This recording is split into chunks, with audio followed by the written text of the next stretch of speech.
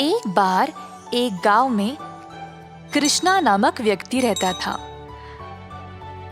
हर रोज वह दूध से घी बनाया करता था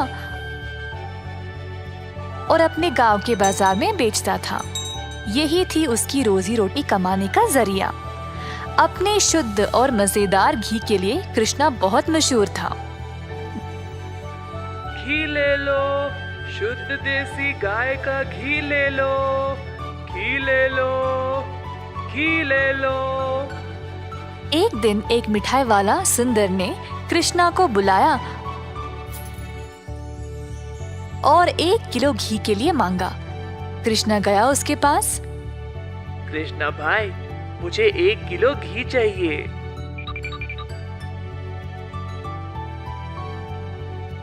कृष्णा घी को तोलने लगा। जब सुंदर ने देखा कि घी कितना शुद्ध था, तो वह अपने आप को रोक ही नहीं पाया। सुंदर ने और घी लेने का निर्णय लिया।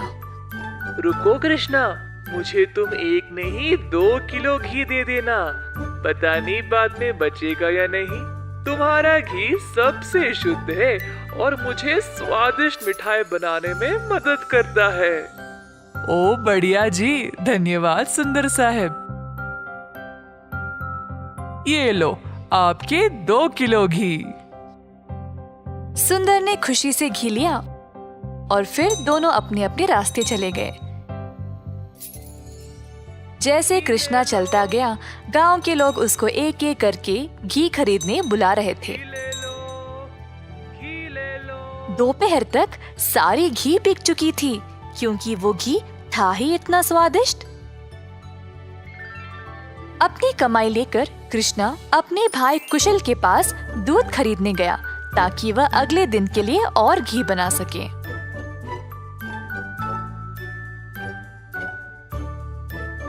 हर रोज कुशल देखता था कि उसका भाई बहुत घी बेचकर अच्छा पैसा कमा रहा था और उसका कारोबार दिन पे दिन और भी ज्यादा बढ़ने लगा।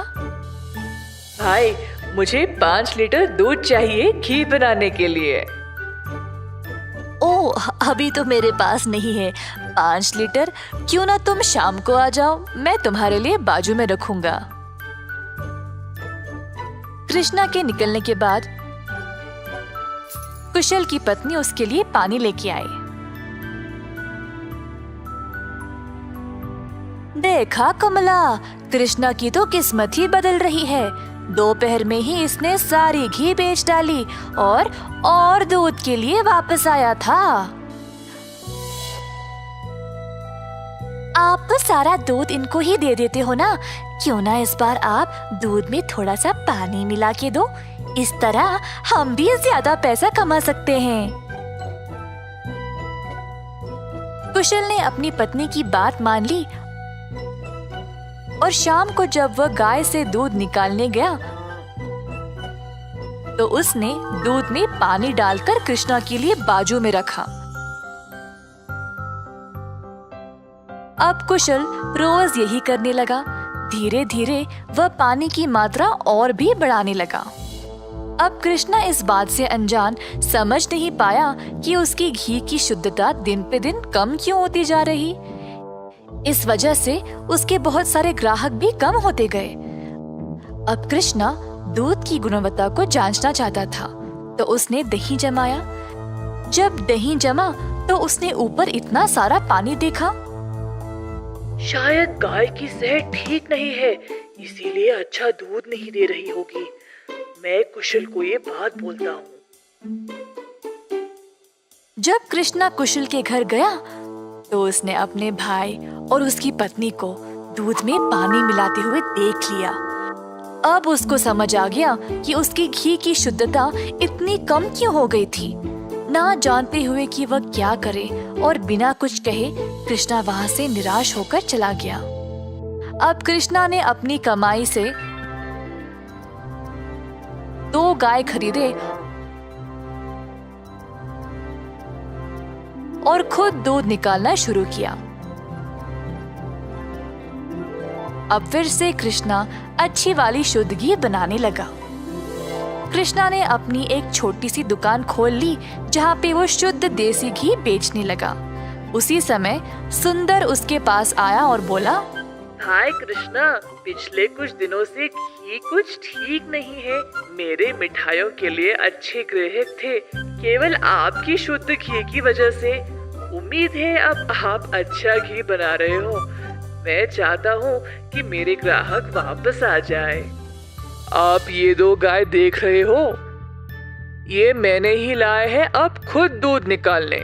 अब से मैं ही दूध निकाल रहा हूँ, तो आज से घी भी सबसे बढ़िया मिलेगी।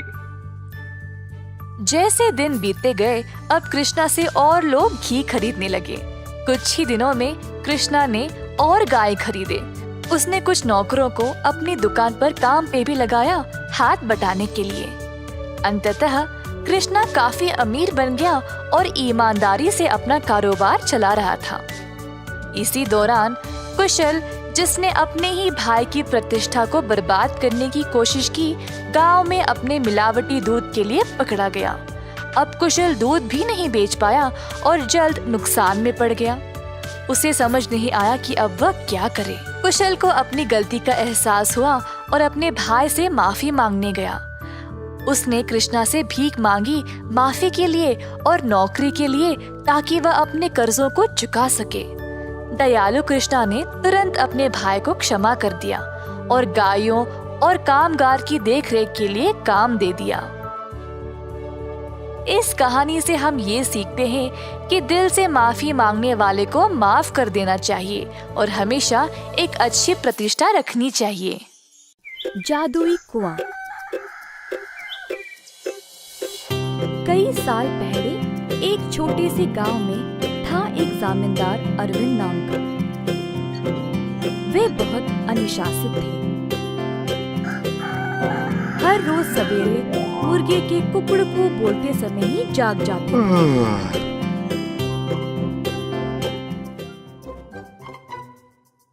फिर अपने नौकरों को जगा के उन्हें काम पे भेजते थे। चंद्रा और सूरी नामक 2 मुलाजिम जमींदार के लिए काम पे नए नए आए हुए थे, परंतु वे दोनों काफी आलसी थे और सवेरे उठ के खेत में जाना उनके लिए बहुत कठिन लग रहा था। दोनों एक कुएं के पास सोते थे। एक दिन चंद्रा ने सूरी से कहा, हाय रे, हर रोज सवेरे जाग के जाना बहुत ही कठिन काम है ना। सूरी को भी ऐसा ही लगा। हाँ चंद्रा, परंतु हम करे तो क्या करे, मुर्गे के कुकड़कू से ही जमींदार जी जाग जाते हैं। अरविंद जी ने इन दोनों का व्यवहार ध्यान से और चुपचाप से जांचा। आखिरकार उन्होंने एक दिन उन दोनों को सबक सिखाना चाहा। एक दिन जब दोनों सो रहे थे, कुएं के अंदर से आवाज आई, सूरी, कितनी देर और सोओगे? उठो और काम पे निकलो। सूरी को नींद में ही आवाज सुनाई दी और वो अचानक से जाग गया। बाजू देखा तो चंद्रा आराम से सो रहा है।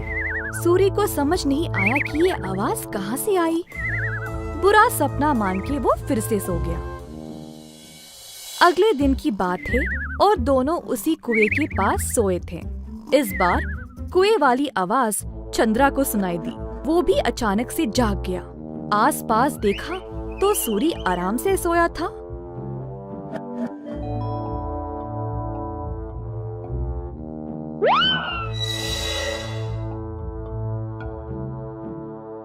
कोई बुरा सपना था शायद, ऐसा सोचकर वो भी फिर से सो गया।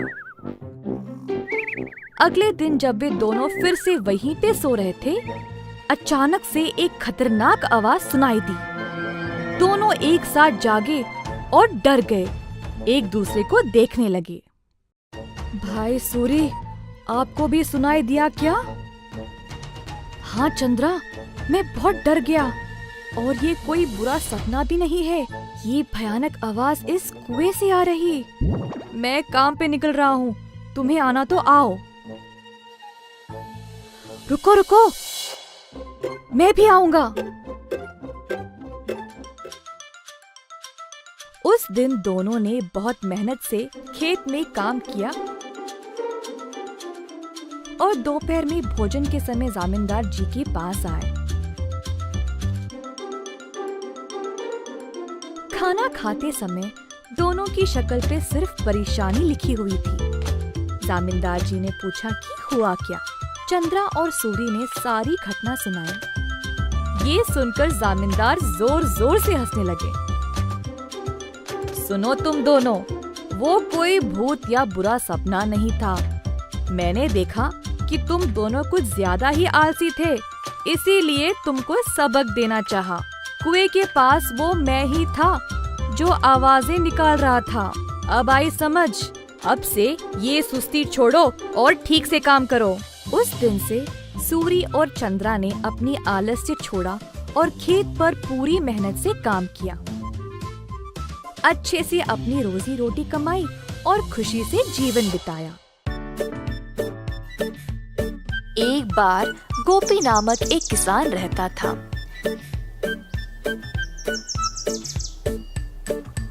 गोपी बहुत मेहनती था। सब लोग उसको पसंद करते थे और उसके साथ अच्छा व्यवहार करते थे।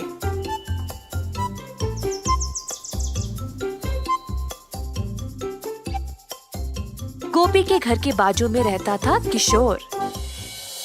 किशोर चाहता था कि गोपी से ज्यादा अच्छा नाम उसका हो जाए और इसके लिए उसने बहुत कोशिश की, परंतु उसको ऐसा मौका कभी नहीं मिला।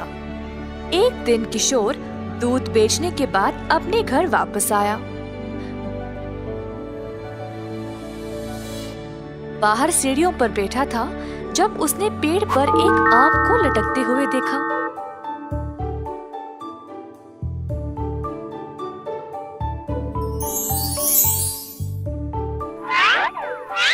उसने आम को तोड़ा और अपने रुमाल में बंद कर दिया।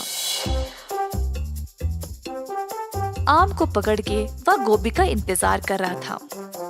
जब गोपी वापस आया तब किशोर उसके पास गया और बोला, ओ गोपी, मैं तुम्हारी प्रतीक्षा कर रहा था।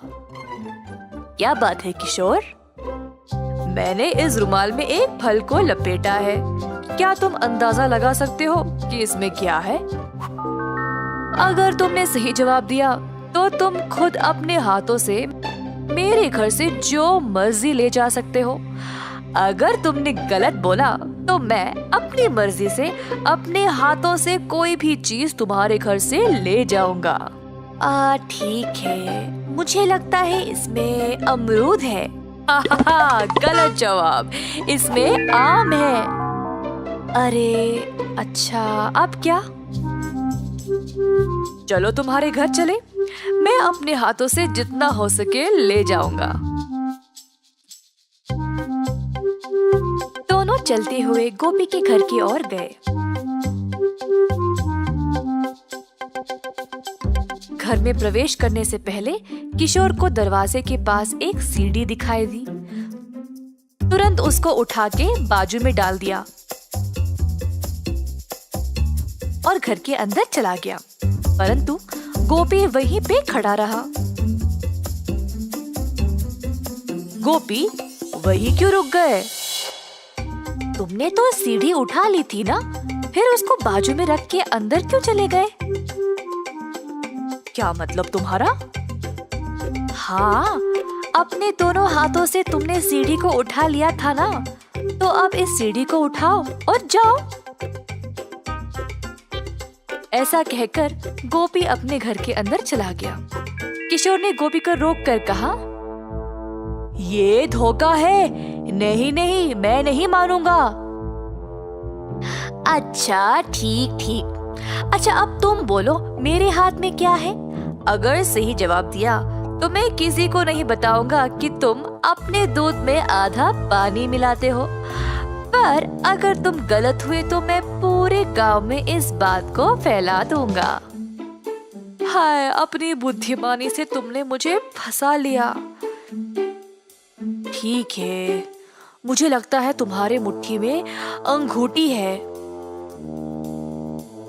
टोपी ने अपनी मुट्ठी खोली और दिखाया कि कुछ भी नहीं है अंदर। हाहा, मेरी मुट्ठी खाली है, तुम हार गए। क्या तुम अब सबको मेरे बारे में बता दोगे? मैं अब से इतना पानी दूध में नहीं मिलाऊंगा, जितना जरूरी उतना ही। गलती हो गई, कृपया मुझे जाने दो।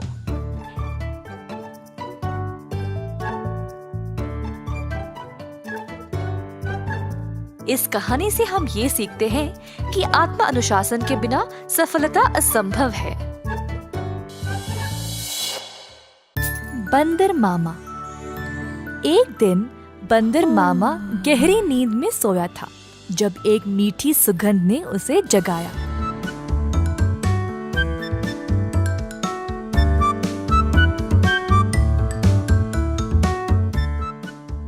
अपनी टोपी और जूते पहनकर बाहर निकल पड़ा खुशबू सूंघते सूंघते। बंदर मामा ने देखा कि ये सुगंध एक मिठाई की दुकान से आ रही थी। अंदर गया तो उसने कई प्रकार के मिठाइयों को देखा। एक लड्डू को देखकर बंदर के मुंह में पानी आ गया। जैसे ही बंदर लड्डू को उठाने गया, दुकान की मालकिन भालू ने बंदर का हाथ पकड़ के रोक दिया। बंदर भालू की ओर देखकर डर गया, तुरंत पीछे मुड़कर रोते रोते घर वापस भाग गया।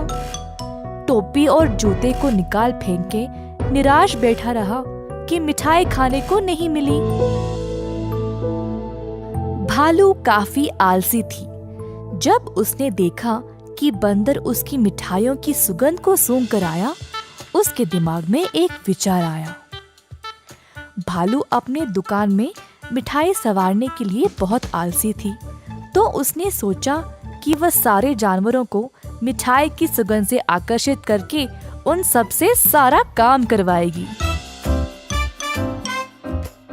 अगले दिन भालू जानबूझ के मिठाई हाथ में लिए सड़क पर चलने लगी।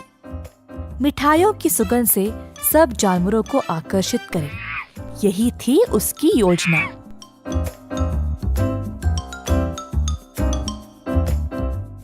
खुशबू फिर से बंदर मामा तक पहुंच गई। इस बार बंदर मामा से रहा नहीं गया और उनका जी ललचाया। वह किसी भी हालत में मिठाई खाना चाहता था। बंदर मामा चुपके से दुकान के बाजू वाले पेड़ पर लटकने लगा। जब भालू देख नहीं रही थी, तब बंदर मामा ने लड्डू उठाया और झट से मुंह में डाला। परंतु लड्डू गरम गरम था और बंदर मामा का मुंह ही जल गया। बंदर मामा को बहुत गुस्सा था। जल्दी घर भागा और पानी पी लिया। फिर से अपनी टोपी और जूते निकाल फेंक के रोने लगा। एक छोटा चूहा खिड़की से अंदर आकर बंदर मामा से पूछा कि हुआ क्या। बंदर ने सारी घटना चूहे को सुनाई। चूहे ने बोला कि उसके साथ भी ऐसा ही कुछ हुआ था। हमारे साथ भी कुछ ऐसा ही हुआ था। हमें भी वो मिठाई चखनी है। मेरे पास एक योजना है, लेकिन कुछ दोस्तों की मदद की आवश्यकता होगी। चूहा जल्दी से गया और कुछ दोस्तों को लेकर बंदर मामा के घर वापस आया। चूहे की योजना के अनुसार सारे जानवर दुकान के खुलने से पहले ही वहां पहुंच गए। दुकान के पीछे के रास्ते से एक सुराख बनाया और अंदर घुस गए। एक बंदर सारे मिठाइयों को देखकर ललचा गया। जोश में आकर कूदने लगा और नाचते नाचते केक के मिश्रण में गिर पड़ा। एक और बंदर एक बड़े से बाल्टी में झांका, ये सोचकर कि अंदर मिठाई होंगे, और फिसल के उसी के अंदर गिर गया। तीसरे बंदर ने एक बड़ी गोल सी थाली पर लड्डू देखा। थाली की ओर दौड़ा और लड्डू खाने की कोशिश की, परंतु थाली गोल गोल घूमने लगी। बंदर लड्डू के पीछे भागता रहा और थाली रुकने का नाम ही नहीं ले रही थी। इसी दौरान भालू दुकान पर आ पहुंची। एक बंदर केक के मिश्रण में फंसा था। दूसरा बड़ी बाल्टी में और तीसरा बस लड्डू के पीछे गोल गोल घूम रहा था। ये सब देखकर भालू आश्चर्यचकित रह गई और सोची कि ये बंदर यहाँ चोरी करने आए हैं। जल्दी से एक छड़ी उठाई और बंदरों को मारने ही वाली थी जब एक बंदर ने बोला, हम यहाँ चोरी करने नहीं आए हैं, हम केवल आपकी मिठाई को चखना चाहते थे। इनकी सुगंध इतनी मजेदार है, बस हमसे रहा नहीं गया। भालू ये सुनकर जोर से हंसने लगी। मेरे दुकान में चोरी छुपे घुसना गलत बात है। खैर छोड़ो, वैसे भी मुझे मिठाई बनाने में मदद चाहिए। अगर तुम लोग हर रोज मेरी सहायता करोगे तो मैं तुम्हें अच्छे अच्छे मिठाई खाने के लिए दूंगी।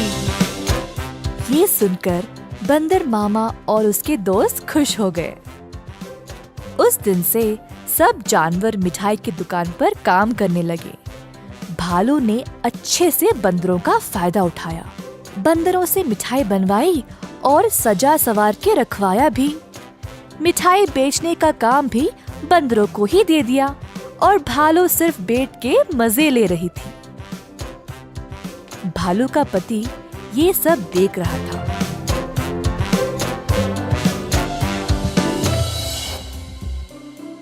तुम तो रोज इतना काम करती हो, परंतु आज आराम से बैठकर मिठाई खा रही हो। दुकान भी बंदरों से भरा पड़ा है। ये क्या हो रहा है यहाँ पे? बंदरों ने मेरा काम आसान कर दिया है। वे खुशी खुशी सारा काम कर रहे हैं और बदले में मुझे ज्यादा कुछ देने की आवश्यकता भी नहीं। बस दिन में एक एक मिठाई देके काम चला रही हूँ। बंदर मामा कोने में इन दोनों की बातें सुन रहा था और ये सब जानकर उसे बुरा लगा। बंदर को एहसास हुआ कि भालू उसका और उसके दोस्तों का इस्तेमाल कर रही थी। बंदर मामा आगे आया और बोला, भालू जी, हमें आपकी मिठाई बहुत ही ज्यादा पसंद है, परंतु आप हमारी इस कमजोरी का फायदा नहीं उठा सकती। ऐसे स्वार्थी बनके किसी को इस्तेमाल करना गलत बात है। आपको दिखता नहीं हम सब यहाँ कितना मेहनत कर रहे हैं। अंत में भालू को अपनी गलती का एहसास हुआ और सुधार लाना चाहा। उस दिन से भालू और उसका पति दोनों दुकान पर जाकर बंदरों का हाथ बटाने लगे और सही पगार भी देने लगे। बंदर मामा खुश था कि भालू ने उसकी बात मानी और अपने व्यवहार को बदल डाला।